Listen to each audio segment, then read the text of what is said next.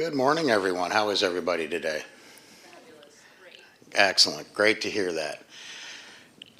So, our safety topic for March is hazard communication. I'd like you to take a look at the next slide.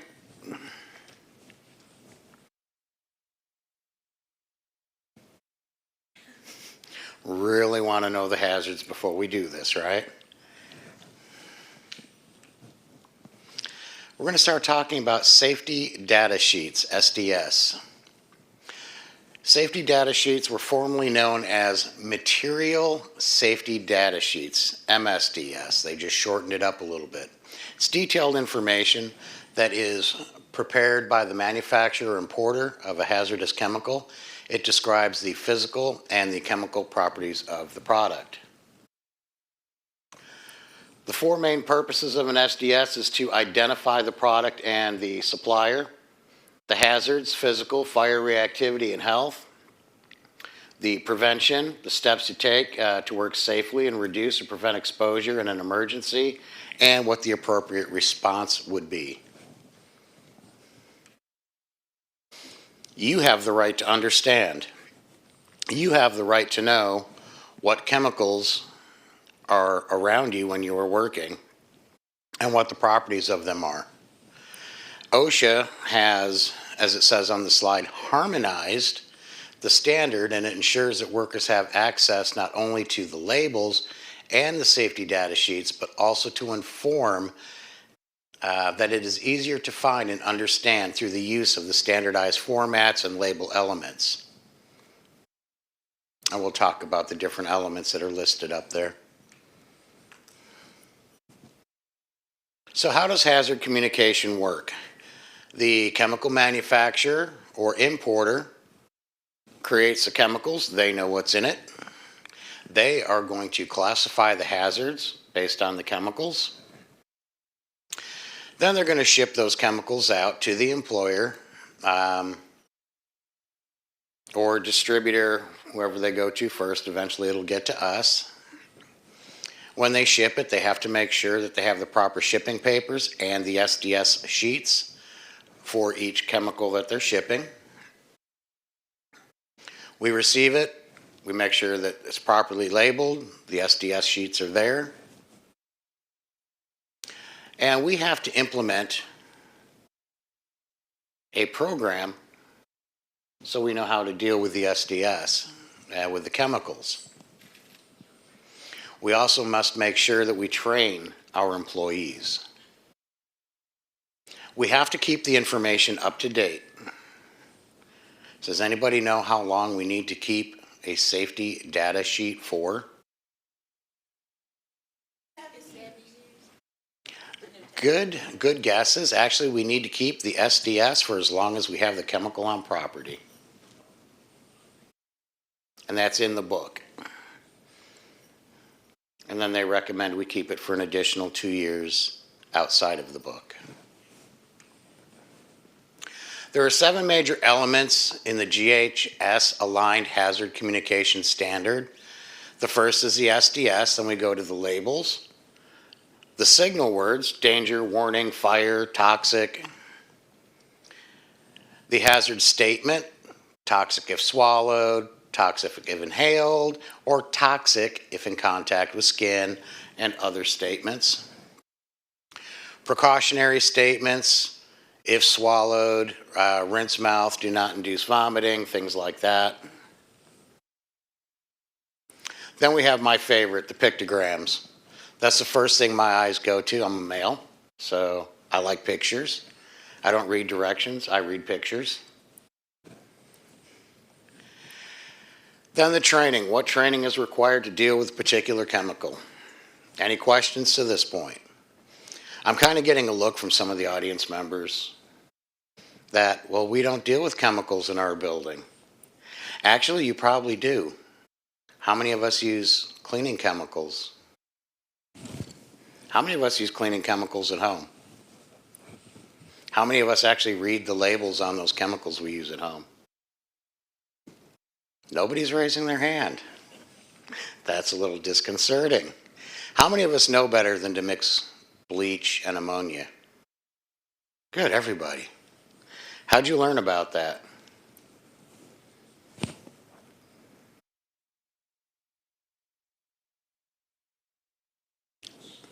So, So basically word of mouth, yeah. right?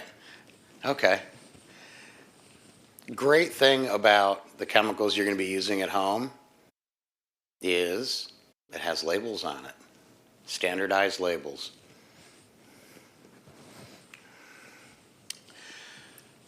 Again, we just talked about the 7 major elements. The SDS, the safety data sheet, the labels, the signal words, the hazard statement, precautionary statement, pictograms, and the training. With the SDS, we are supposed to have a designated person responsible for obtaining and maintaining the SDS sheets. They need to know how the SDS is maintained, and everybody should know how to access the SDS sheets.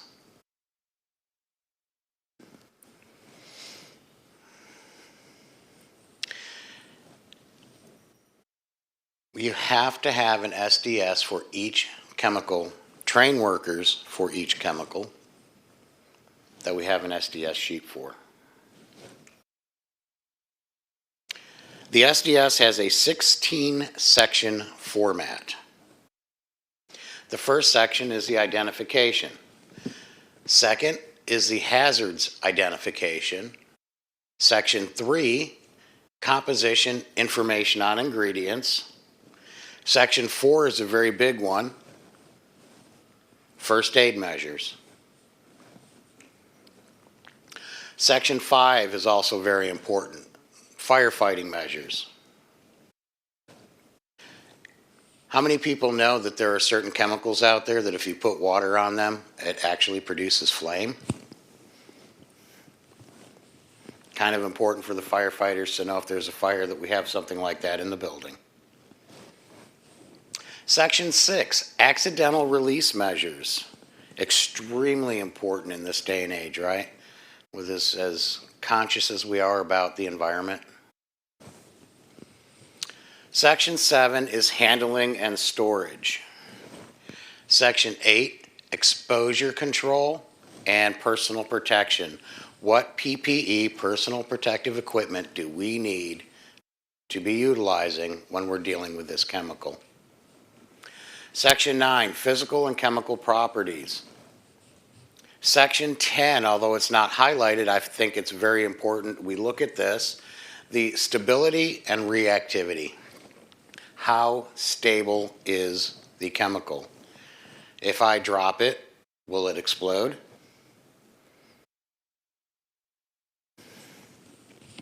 Reactivity, how quickly can it catch fire or do other bad things, right? Section 11, toxicological information. I always have to say that slowly or I will completely butcher that word. Section 12 is the ecological information. Disposal considerations for 13, transport information for 14, regulatory information for 15, and Section 16, our favorite, other information. Whatever they decide is important for us to know and doesn't fall into the other categories.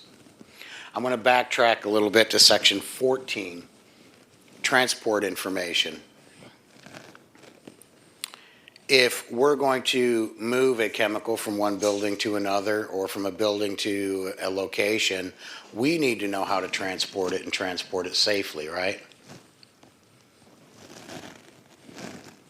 Lots of head nodding. I like that. Good.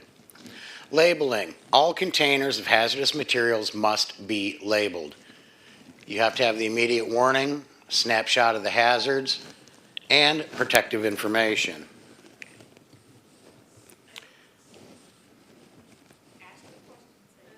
What constitutes, sorry, can you go back? What constitutes hazardous materials? Hazardous materials. Assuming you're, like, I don't know, I just feel like there are different levels. So in general, I don't know the quote textbook dictionary answer to your question of what constitutes a hazardous material. But in general, a hazardous material is any chemical that would have negative health impact if in contact with the skin, inhaled or ingested, or could potentially have negative impact on the environment if spilled. That's a very simplistic way of looking at it, but very good question. Any other questions before I move on? No? Okay. So labeling. Labels are required. There's certain things that a label has to have on it. The name, address, and telephone number of the producer, the product identifier, a signal word, the hazard statement, precautionary statement, and a pictogram.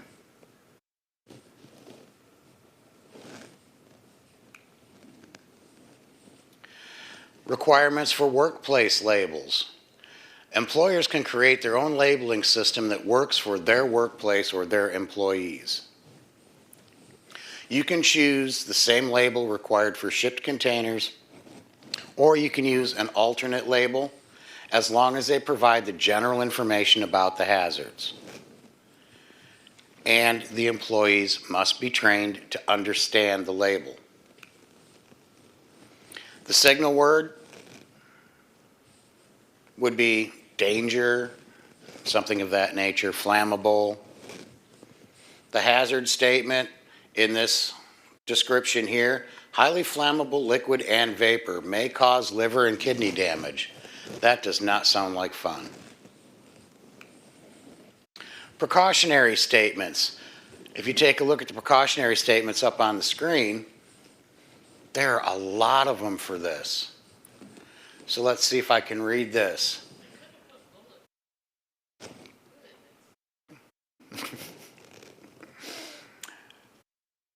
Take precautionary measures against static discharge.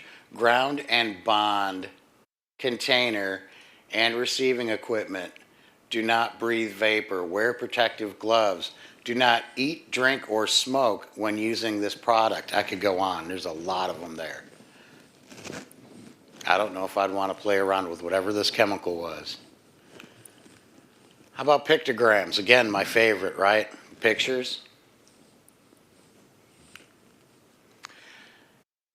Hazard communication labels, alternative workplace labels. Again, permitted for workplace labels. They must provide at least the general information regarding hazards of chemicals. The hazard warning or pictogram. Examples are here.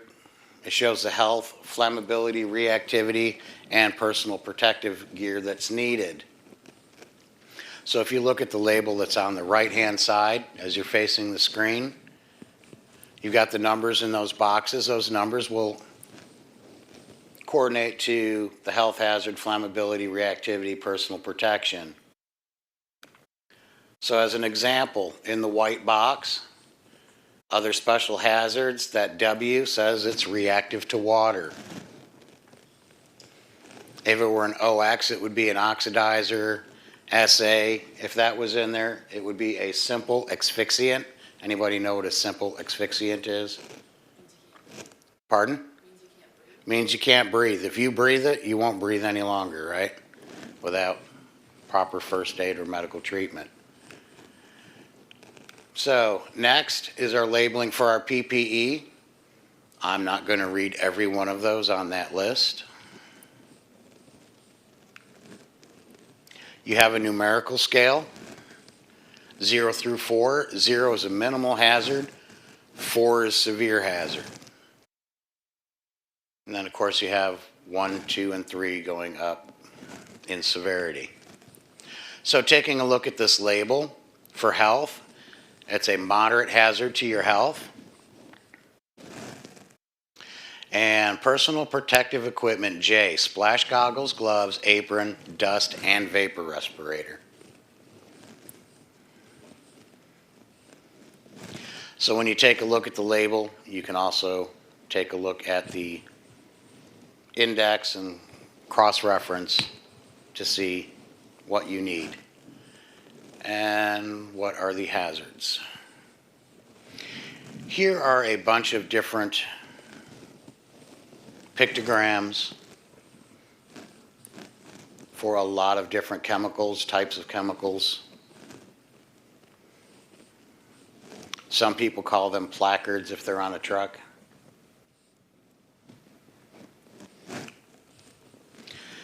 Here's a few more. There's a lot of them. There's a lot of different variations too. So, before I actually get to this slide, I need to know. Again, how many of us are now going to start reading the labels on our chemicals at work and at home? Not everybody raised their hand, but that's okay. Hazard communication, we talk a lot about chemicals, we talk about labeling and things like that. But there's other types of hazard communication that I want to touch on. So we have hazards in the workplace all the time, whether it's working out in the field somewhere, out on the roadways. What about just working in the office? How many times have we run an extension cord to hook something up temporarily?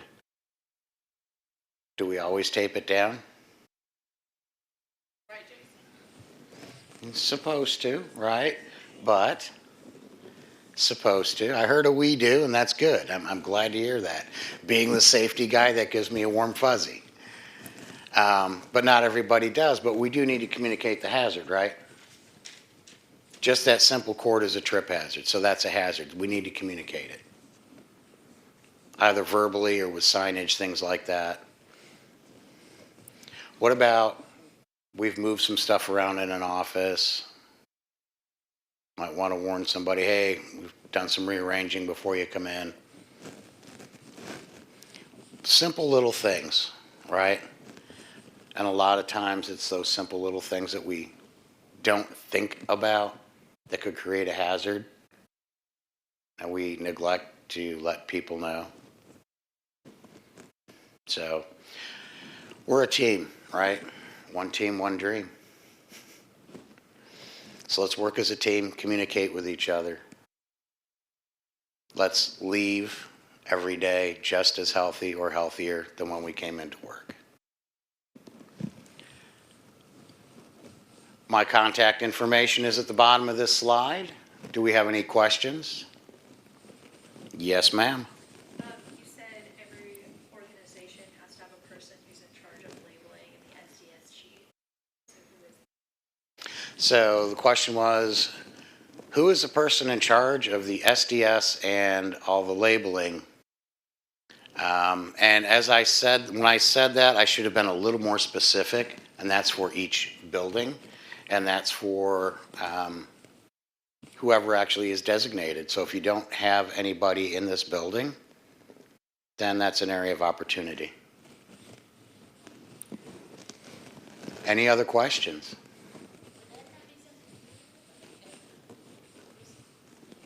Each building, and the question was, isn't that something I would do? I will assist with that. There are very specific requirements about where the SDS needs to be, and it needs to be visible and accessible by all employees, and within the area where those chemicals are stored, somewhere near the area where the chemicals are stored. So it would have to be each building, or if you have multiple storage areas in a building, you would have to have. So we would I would help coordinate that, but you have to have somebody on site that's in charge of each for each site. That's like daily or just they come on site periodically? I guess I asked that because like I'll use like cleaning materials for this house. So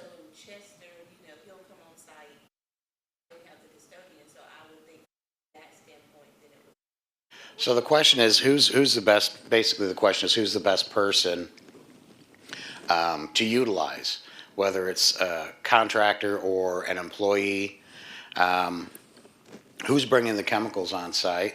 Who's storing them? Now, if we're doing it, if we are doing it, then it is our responsibility. If we have an outside contractor that is utilizing chemicals or storing chemicals on our property, we have a responsibility to make sure that they have the proper SDS, they're maintaining it and maintaining it in the proper area. Any other questions? Did I answer that? Any other questions? Okay. Any comments? Any concerns? And last but certainly not least, any complaints? Uh-oh, we got a well in the back of the room. Okay. You had me worried. See, you had me worried. All right. I thank you very much for your time and your attention. You folks have a great rest of your day.